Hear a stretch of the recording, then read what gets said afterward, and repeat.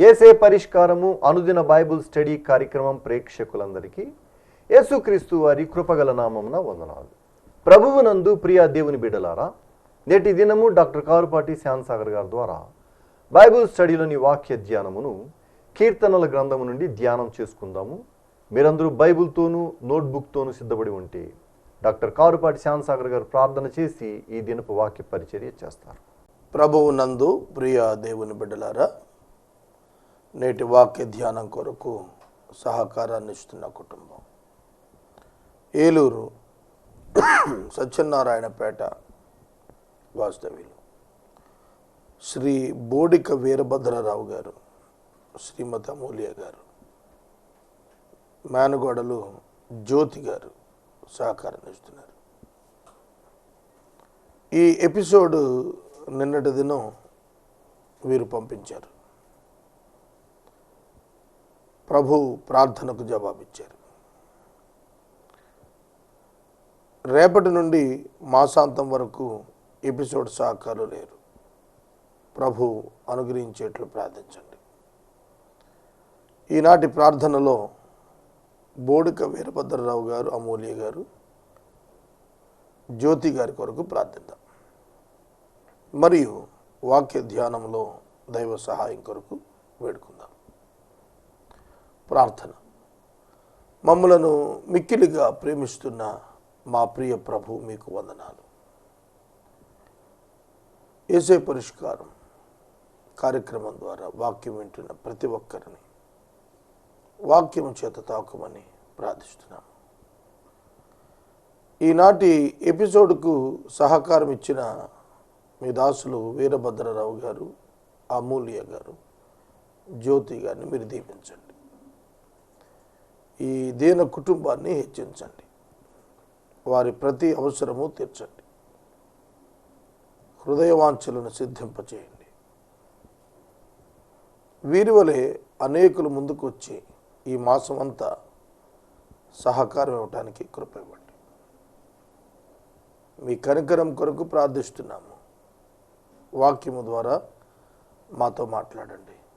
మా రక్షకుడైన యేసు ప్రభు పేరిట వేడుకుంటున్నాం తండ్రి, ఆమేన్. ప్రభువునందు ప్రియ దేవుని బిడ్డలారా, దయచేసి మీ పరిశుద్ధ బైబిల్ గ్రంథాన్ని తెరవండి. కీర్తనల గ్రంథము 118వ సంకీర్తన మీ ఎదుట ఉంచుకొనండి. 8వ వచనం నుండి వాక్యాన్ని ధ్యానిస్తాం.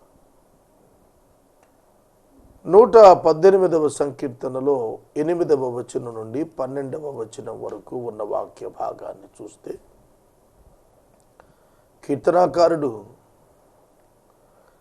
తనను కందిరీగల వలె ముసిరిన శత్రువులను గురించి మాట్లాడుతున్నాడు. కందిరీగల వలె ముసిరిన శత్రువులు. ఇంత అధిక సంఖ్యలో శత్రువులుండగా అతడు కోరుకుంటున్నది ఏమిటనగా, మనుష్యులను నమ్ముకున్నట కంటే యెహోవాను ఆశ్రయించుట మేలు. రాజులను నమ్ముకున్నట కంటే యెహోవాను ఆశ్రయించుట మేలు. మనుషులు నమ్మదగిన వారు కారు. మనుషులు పరిమితులు కలిగిన వారు. మనుషులు భావోద్రేకాలు కలిగిన వారు. కొద్ది కాలం బాగుంటారు, కొద్ది కాలం వ్యతిరేకంగా ఉంటారు. కానీ దేవుడు నమ్మదగినవాడు, మార్పు లేనివాడు. ఒకనాడు స్నేహితుడిగా ఉన్నవాడు మరోనాడు శత్రువుగా అవుతాడు. అది మానవుల స్థితి. ఒక దినాన ఆప్తుడైన వాడు మరొక దినాన పగవాడైపోతాడు. ఇది మనుషుల హృదయం. వారి యొక్క ఇమోషన్స్ బట్టి, మన యొక్క ఇమోషన్స్ బట్టి కూడాను మారిపోతూ ఉంటారు మనుషులు. కానీ దేవుడు అలా కాదు. దేవుడు స్థిరుడు. ఇది ఎరిగినవాడు దావీదు. ఇది ఎరిగినవాడు దావీదు. అందుకే అన్నాడు, ఎప్పుడైతే శత్రువు దాడి మన మీదకు ఉన్నదో ఆ సందర్భాన మనం జ్ఞాపకం చేసుకోవాల్సింది ఎవరిని? యెహోవాను జ్ఞాపకం చేసుకోవాలి. యెహోవాను నమ్ముకోవాలి. దేవుని నమ్ముకోవాలి. దేవుని ఆశ్రయించటం మేలు. రాజులను నమ్ముకోవటం కంటే. ఎవరినండి? రాజులంటే పరిపాలకులు. పరిపాలకులను నమ్ముకోవటం కంటే, ప్రభుత్వమును నమ్ముకోవటం కంటే యెహోవాను ఆశ్రయించుట మేలు అని రాస్తున్నాడు. సోదరుడా, సోదరి, మనమైతే మనుషులను నమ్ముకుంటాం. చాలా సందర్భాల్లో మన అవసరాల నిమిత్తం మనుషుల వైపు చూస్తూ ఉంటాం. నేను కూడా భంగపడ్డాను చాలా సందర్భాల్లో.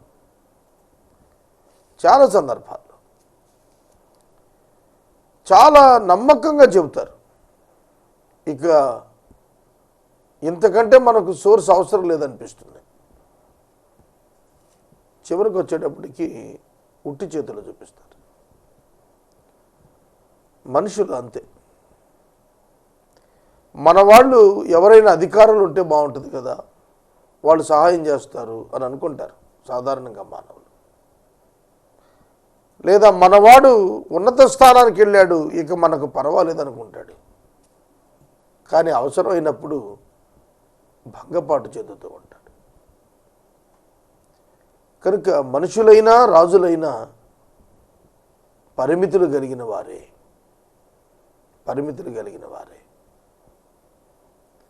ఇతడు మా సంబంధి కాడు కనుక ఇతనికి మేము పనిచేయమంటారు.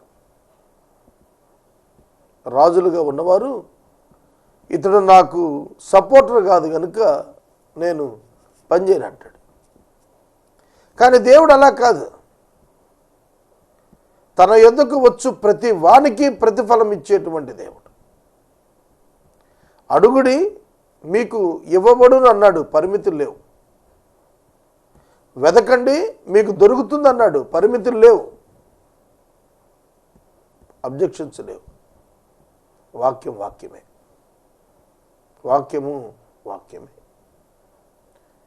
ఎవరిని నమ్ముతున్నాం మనం? నేను దినదినానికి పని పెంచుకుంటూ వెళుతున్నాను. సాధారణంగా వయస్సు పెరిగే కొద్దీ పని ఒత్తిడి తగ్గించుకుంటారు. అది ఆరోగ్యానికి మంచిది. ఒక వైద్యుడు ఈ మధ్యన అన్నాడు, సాగర్ గారు పని పెంచుకుంటున్నాడు, తగ్గించడం లేదని. వయసు పెరుగుతుంది, శరీరం అలసటకి వెళుతుంది, సత్తువ తగ్గుతుంది యవ్వన కాలంతో పోలిస్తే. కానీ పని భారాన్ని స్వీకరించడం అధికం చేస్తున్నాను నేను.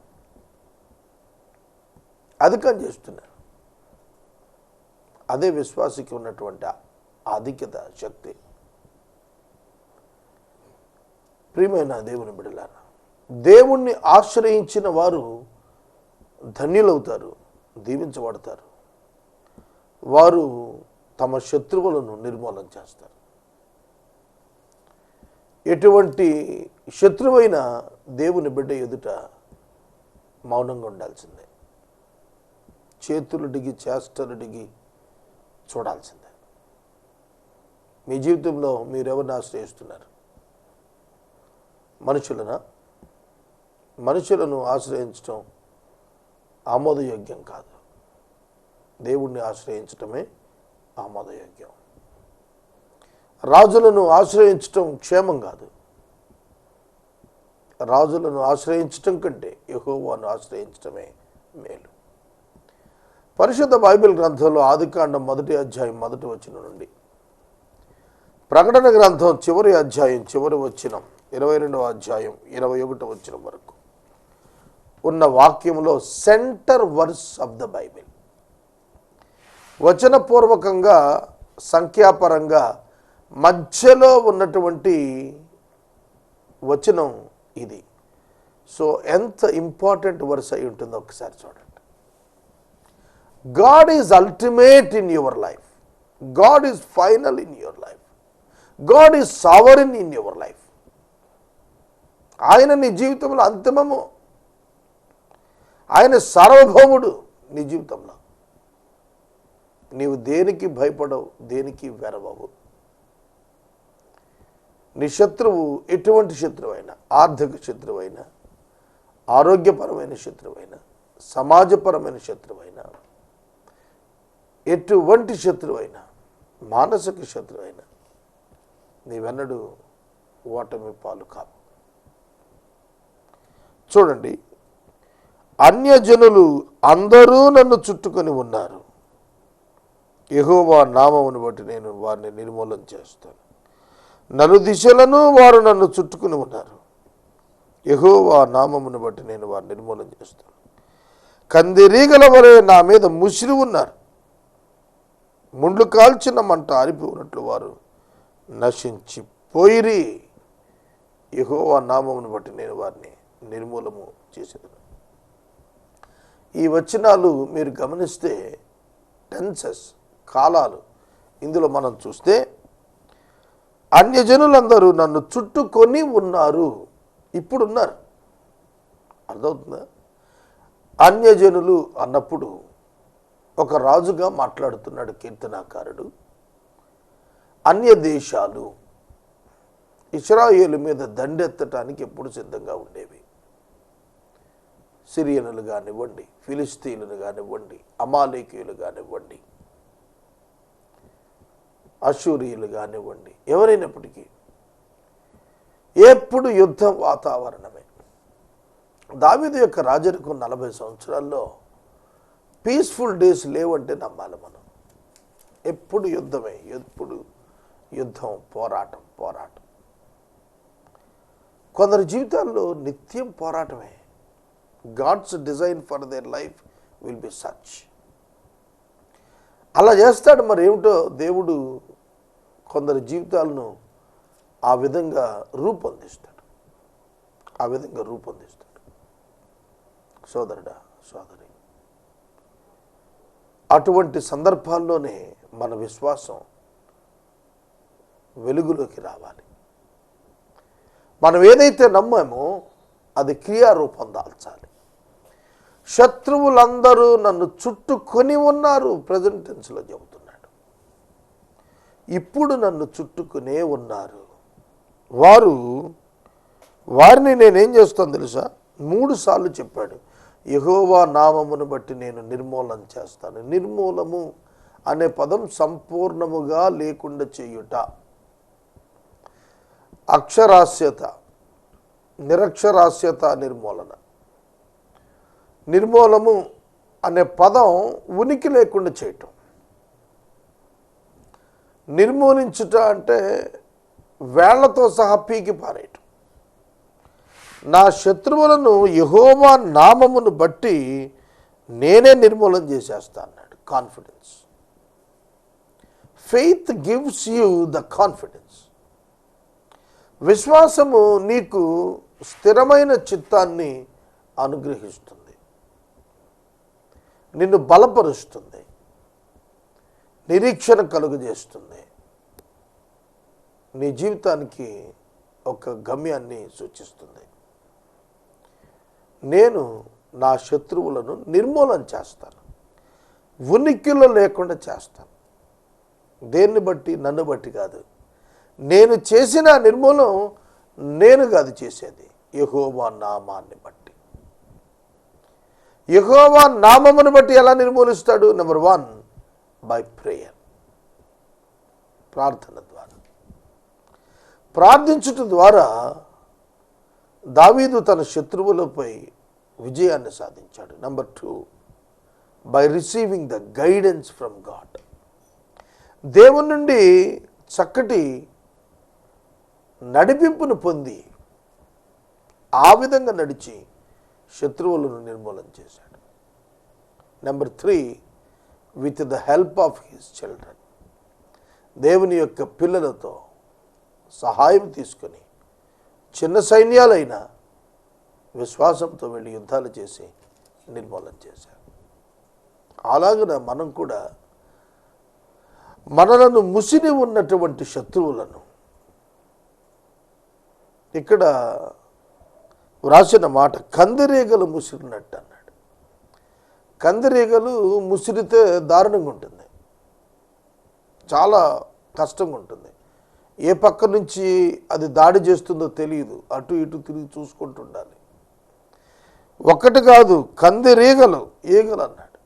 Many many enemies.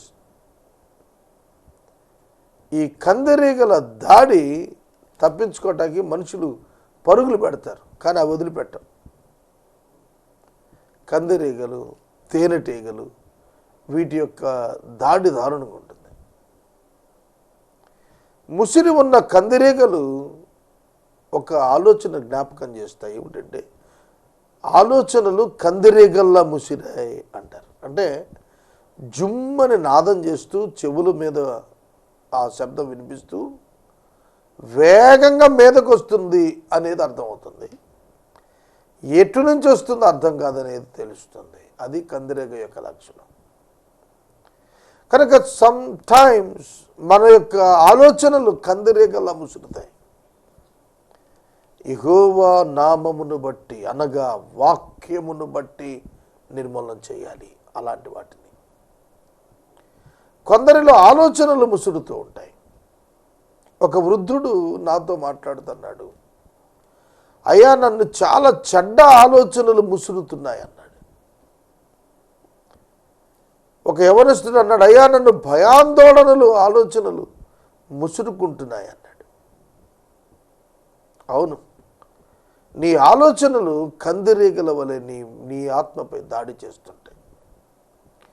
అప్పుడు దేవుని వాక్యము చేత వాటిని సమూల నాశనం చేయాలి. దేవుని వాక్యము చేత సమూల నాశనం చేయటం మనం నేర్చుకోవాలి. అప్పుడే మనం ఆనందంగా ఉండగలుగుతాం. నలుదిశలా చుట్టుకున్న 4 వైపుల నుంచి శత్రువు దాడి ఉన్నా నీవు దాన్ని ఎదుర్కోవటానికి నీ ఆధారం name of the God Jesus. యెహోవా యొక్క నామము యేసుక్రీస్తు. ఆయన నామము ధరించిన వాడు ప్రభు అయిన యేసుక్రీస్తే.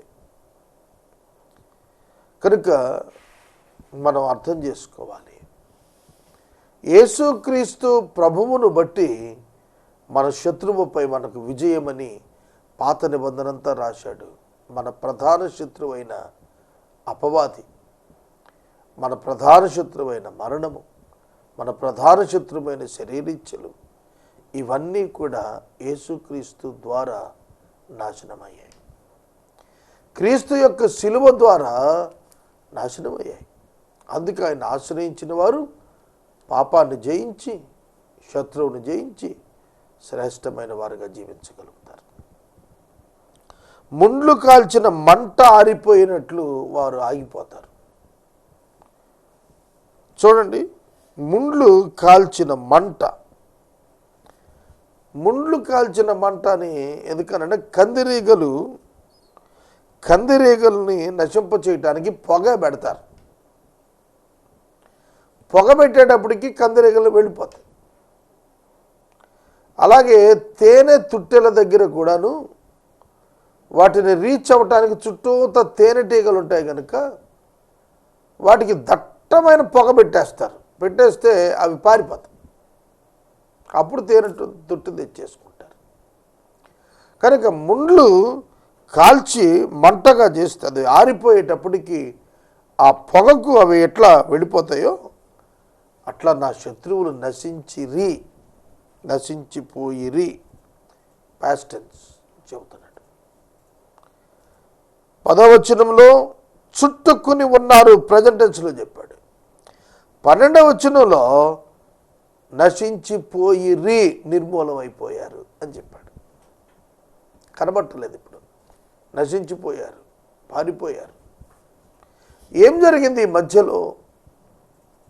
దేవుడు జోక్యం చేసుకున్నాడు. కందిరీగలలాగా తేనెటీగల్లాగా వస్తున్నటువంటి శత్రువుల్ని ఒక పొగ, ఒక మంట అనేది ఎప్పుడు కూడా పరిశుద్ధాత్మను సూచిస్తుంది. బైబిల్ గ్రంథంలో అగ్ని మంట అనేది పరిశుద్ధాత్మను సూచిస్తుంది. గలతీ పత్రికలో 5వ అధ్యాయం చెప్పాడు, ఆత్మచేత శరీర కార్యములను చంపండి మీరు జీవిస్తారన్నాడు. ఆత్మచేత శరీరేచ్ఛలను జయించటం మనం నేర్చుకున్నప్పుడు, కోరికలను జయించటం మనం నేర్చుకున్నప్పుడు, మన శత్రువు ప్రధానంగా మన కోరికలే. కొన్ని సందర్భాల్లో ఆత్మీయంగా బలహీనపడిన వారి చుట్టూత, మనసు చుట్టూత వివిధ రకాలైన సొంత ఇష్టాలు కోరికలుగా ముసురుకుంటాయి.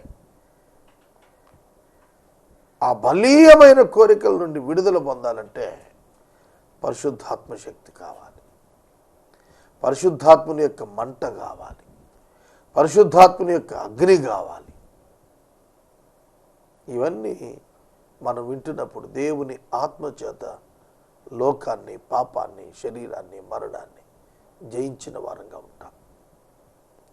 పరిశుద్ధాత్ముడు నీ యందుండి నిన్ను శత్రువులను జయించే స్థాయికి చేరుస్తాడు.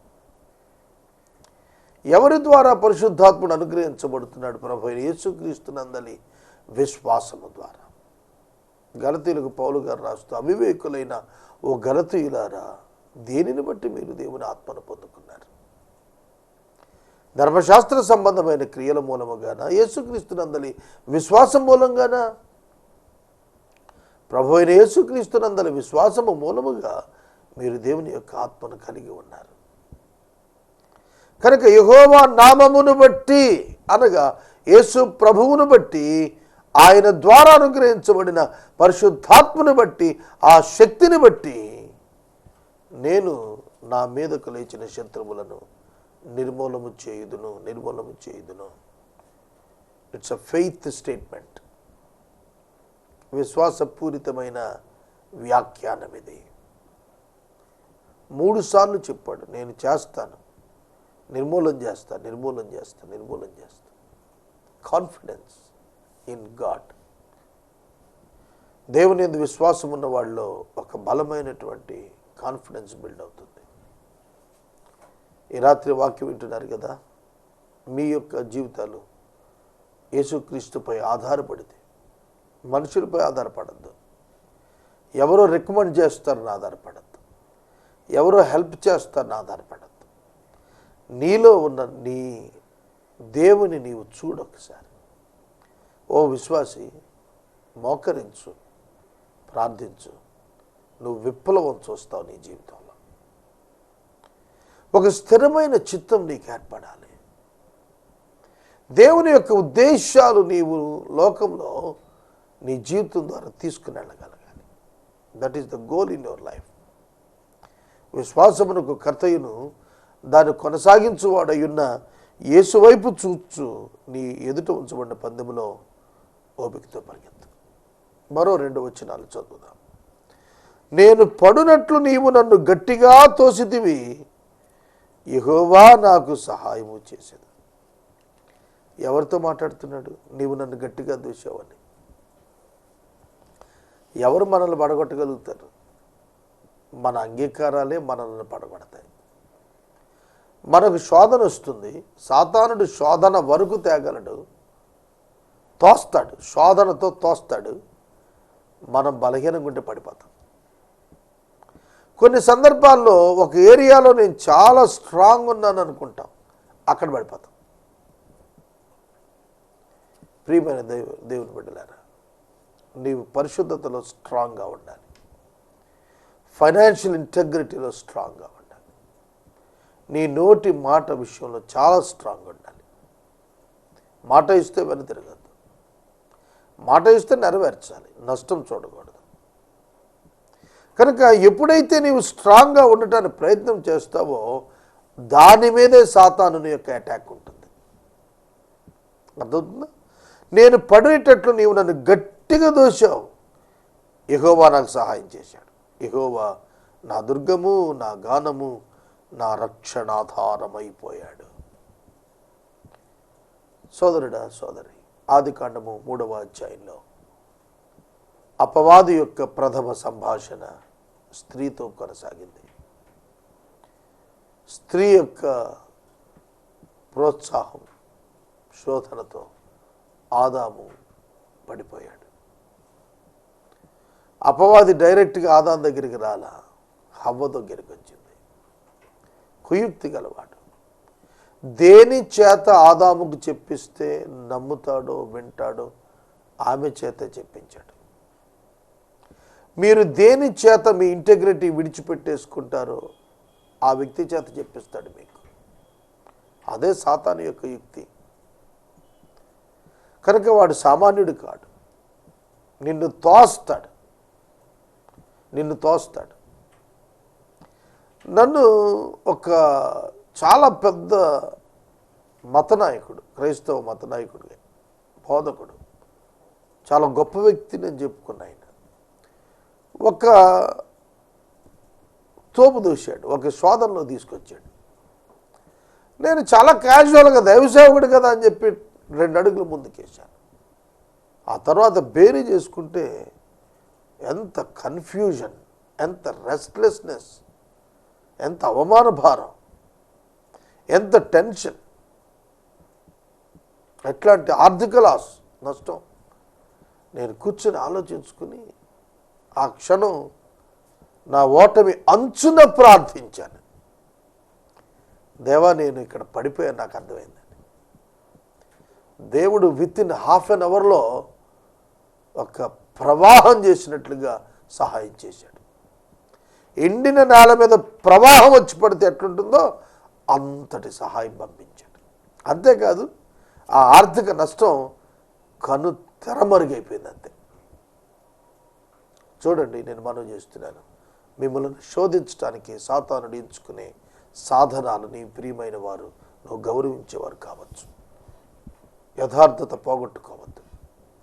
యెహోవా నాకు సహాయకుడైపోయాడు, సహాయం చేసేశాడు. ప్రియమైన దేవుని బిడ్డలారా, మన జీవితాల్లో ఒక్కటే నమ్ముదాం, యెహోవా యేసుక్రీస్తు. ఆయనే సహాయకుడు, ఇక ఎవడు కాదు. ఆయన ఆశ్రయించిన వారు సిగ్గుపడరు, ఎందుకంటే ఆయన సిగ్గుపడనివ్వడు. మీ జీవితంలో ఏ సమస్య ఉన్నా గో టు హిమ్ డైరెక్ట్లీ. మీ గది తలుపులు వేసుకోండి, మొహం కడుక్కోండి, మోకాళ్ళు వేయండి. మరో మనిషికి చెప్పుకోక్కర్లేదు. యేసయ్య ఎదుట నీ హృదయం కృమ్మరించడం ప్రారంభించు. Simple prayers will bring you greatest victories. ఉన్నతమైనటువంటి విజయాలు నీ పాదాల చెంతకు తెస్తాడు, నువ్వు చూస్తావు. వాక్యాన్ని ఇక్కడ నేను నిలుపుదల చేస్తున్నాను. ఈ రాత్రికాలపు వాక్య భాగానికి సహకారం ఇచ్చిన కుటుంబం ఏలూరు సత్యనారాయణపేట వాస్తవ్యులు శ్రీ బోడిక వీరభద్రరావు గారు, అమూల్య గారు మరియు జ్యోతి గారు సహకారం ఇస్తున్నారు. దేవుడు ఈ కుటుంబాన్ని ఆశీర్వదించును గాక. మనం ఇంతవరకు డాక్టర్ కారుపాటి శ్యామ్సాగర్ గారి ద్వారా బైబిల్ స్టడీలోని వాక్య ధ్యానమును కీర్తనల గ్రంథము నుండి ధ్యానం చేసుకున్నాం. ఈ కార్యక్రమం ద్వారా మీరు పొందుకొనుచున్న ఆత్మీయ మేలులు ఒక ఉత్తరం ద్వారా మాకు తెలియచేయండి. మీ ప్రార్థనా మనవులు మాకు తెలియచేస్తే ఏసే పరిష్కారం కార్యాలయంలో ఏర్పాటు చేసిన ప్రత్యేక ప్రార్థనా శిబిరంలో మీ కొరకు ప్రార్థిస్తాం. మీ కుటుంబ పక్షముగా ఒక ఎపిసోడ్ ప్రసారం చేయాలనుకుంటే మాకు తెలియచేస్తే మా సిబ్బంది మీ గృహాలను దర్శిస్తారు. ముగింపు ప్రార్థన ఆశీర్వాదాలతో ఈ కార్యక్రమాన్ని ముగించుకుందాం. ప్రార్థన చేసుకుందాం. తలలు వంచండి. మమ్మల్ని మిక్కిలుగా ప్రేమిస్తున్న మా తండ్రి, వందనాలు. మీ దాసులు వీరభద్ర గారు, అమూల్య గారు, జ్యోతి గారిని దీవించండి. రేపటి నుండి మాసాంతము వరకు ఒక్క ఎపిసోడ్ సహకారి లేరు ప్రభు. మీరే పంపండి నాయన. ఈ కుటుంబాన్ని దీవించండి. వాక్యం విన్న ప్రేక్షకులను ఆశీర్వదించండి. యేసు నామములో ప్రార్థిస్తున్నాను తండ్రి, ఆమేన్. తండ్రి అయిన దేవుని ప్రేమ, కుమారుడైన యేసయ్య కృప, పరిశుద్ధాత్మని అన్యోన్య సహవాసం సదాకాలం మనందరికి తోడైండును గాక. ఆమేన్.